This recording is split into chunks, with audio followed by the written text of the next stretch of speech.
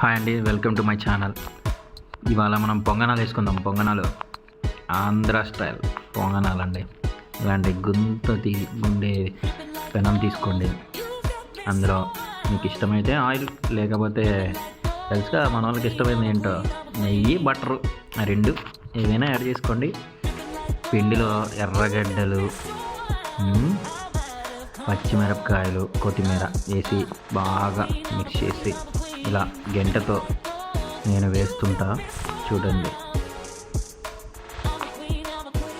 అంటే నేనే లేదు, మా అమ్మ వేస్తుంది చూడండి.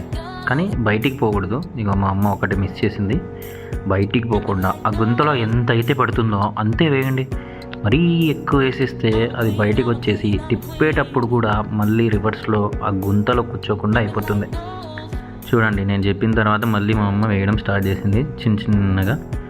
అవి చూడండి ఎంత బాగా కూర్చున్నాయో. అలా కూర్చోవాలి. కూర్చుంటే ఇగో ఇలా బాగా తిరుగుతాయి. కూర్చోకపోతే అవి మనల్ని ఇబ్బంది పెట్టేస్తాయి. తిప్పలేము అసలు. తిప్పినా కూడా అగో చూడండి కూర్చోలే. అది ఇందాకటిది చూడండి ఎంత బాగా కూర్చుందో. ఇది కూడా చూడండి ఎంత బాగా కూర్చుంటుందో. అది డిస్టర్బ్ చేస్తుంది చూసారా. ఇప్పుడు ఇది కూడా డిస్టర్బ్ చేస్తుంది చూడండి.